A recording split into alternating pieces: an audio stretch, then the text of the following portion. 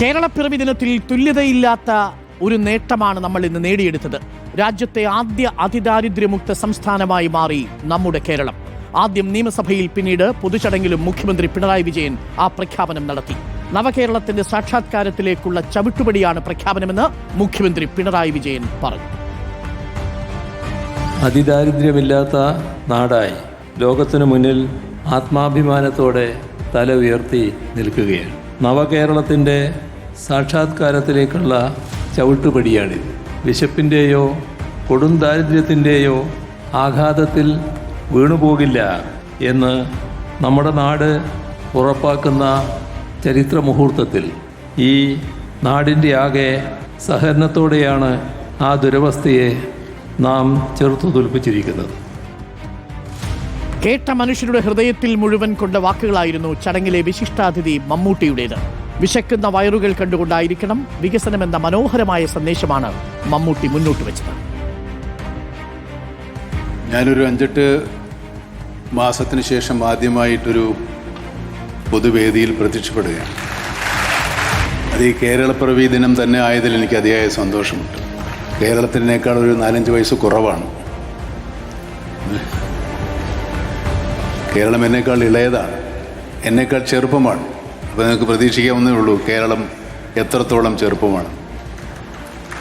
നമ്മുടെ സാമൂഹിക സൂചികകൾ പലപ്പോഴും ലോകത്തെ അമ്പരപ്പിച്ചിട്ടുണ്ട്.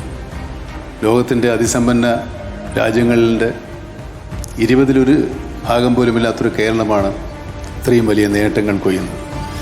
ഒരുപാട് സാമൂഹിക സേവന രംഗത്ത് നമ്മൾ ഒരുപാട് മുന്നിലാണ്, മറ്റു പലരെയും അപേക്ഷിച്ച് മുന്നിലാണ്. ഈ നേട്ടങ്ങളെല്ലാം നേടിയത് നമ്മുടെ സാമൂഹ്യ ബോധത്തിൻ്റെ, നമ്മുടെ ജനാധിപത്യ ബോധത്തിൻ്റെ ഫലമായിട്ട് തന്നെയാണ്. ഇന്ന് മുഖ്യമന്ത്രി ഇവിടെ അതിദാരിദ്ര്യമുക്ത സംസ്ഥാനമായി കേരളത്തെ പ്രഖ്യാപിക്കുമ്പോൾ അതിനേക്കാൾ വലിയൊരു ഉത്തരവാദിത്തമാണ് അദ്ദേഹം ഏറ്റെടുക്കുന്നതെന്ന് ഞാൻ മനസ്സിലാക്കുന്നു. ദാരിദ്ര്യത്തിൽ നിന്ന് മാത്രമേ നാം മുക്തമായിട്ടുള്ളൂ. ദാരിദ്ര്യം ഇനിയും നമ്മുടെ മുന്നിൽ ബാക്കിയാണ്. ഒരുപാട് പ്രതിസന്ധികളെ കേരള ജനത തോളോട് തോൾ ചേർന്ന് നിന്ന് അതിജീവിച്ചിട്ടുണ്ട്. നമ്മുടെ സ്വാതന്ത്ര്യം കിട്ടുന്ന കാലത്തേക്കാൾ നമ്മുടെ ദാരിദ്ര്യരേഖ ഒരുപാട് കുറഞ്ഞ് ഈ നിലയിലെത്തിച്ചതും നമ്മുടെ സാമൂഹ്യ ബോധമാണ്, നമ്മുടെ സാമൂഹ്യ സമ്പത്താണ്. പരസ്പര സ്നേഹവും പരസ്പര വിശ്വാസവും മറ്റതിർവരുമ്പുകളില്ലാതെ ഉള്ള നമ്മുടെ സാഹോദര്യവും തന്നെയാണ്.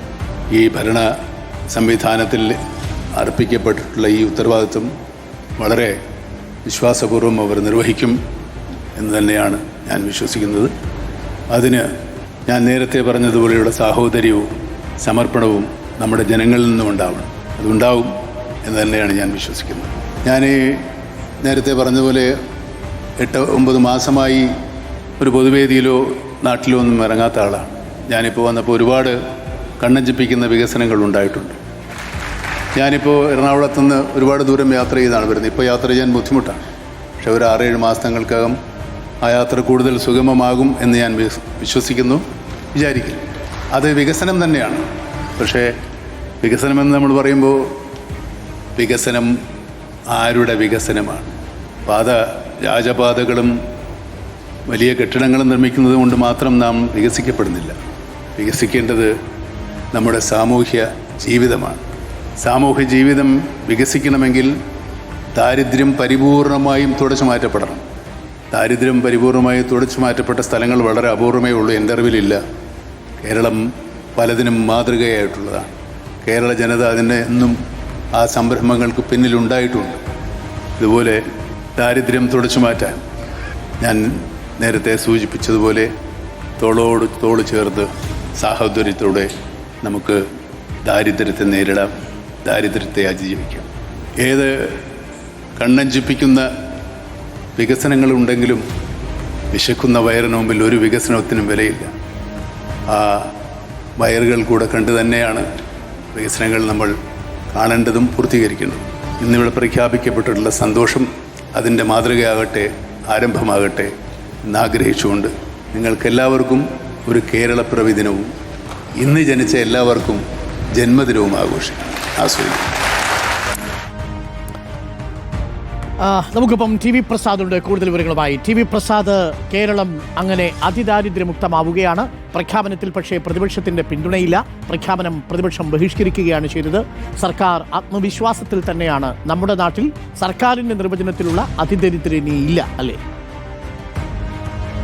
അരുൺ, വലിയ പദ്ധതിയാണ് ഇന്ന് പ്രഖ്യാപനം ഉണ്ടായിരിക്കുന്നത്. അത് കേരളത്തെ സംബന്ധിച്ചിടത്തോളം അഭിമാനാർഹമായ നേട്ടം തന്നെയാണ്. പക്ഷേ അതിലൊരു പ്രശ്നമുള്ളത്, പ്രതിപക്ഷം ആരോപിക്കുന്നത് പോലെ ഈ 66,004 പേർ മാത്രമാണോ അതീവ ദരിദ്രാവസ്ഥയിൽ ജീവിക്കുന്നവർ എന്നുള്ളതാണ്.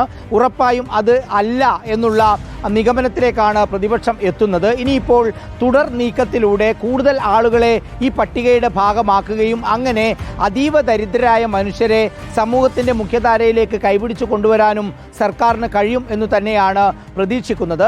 പ്രതിപക്ഷം ഇനിയിപ്പോൾ വരുന്ന ദിവസങ്ങളിൽ കൂടുതൽ ആളുകളെ രംഗത്തേക്ക് കൊണ്ടുവരാനുള്ള ഒരു സാധ്യതയുണ്ട്. കാരണം ഈ പറയുന്ന 66,004 ആളുകൾ ഏതെങ്കിലും രീതിയിൽ സമ്പന്നരാണ് എന്നൊരു അഭിപ്രായമൊന്നും പ്രതിപക്ഷത്തിനും ഉണ്ടാകാൻ സാധ്യതയില്ല. പക്ഷേ നമ്പർ ഇത് പോരാ എന്നുള്ളത് തന്നെയാണ്. പല ഉന്നതികളിൽ നമ്മൾ കണ്ടിട്ടുണ്ട്. ആദിവാസി മേഖലയിലും അതുപോലെ തന്നെ മറ്റ് പല മേഖലകളിലും തീരെ നിവൃത്തിയില്ലാത്ത മനുഷ്യരെ നമ്മൾ കണ്ടിട്ടുണ്ട്.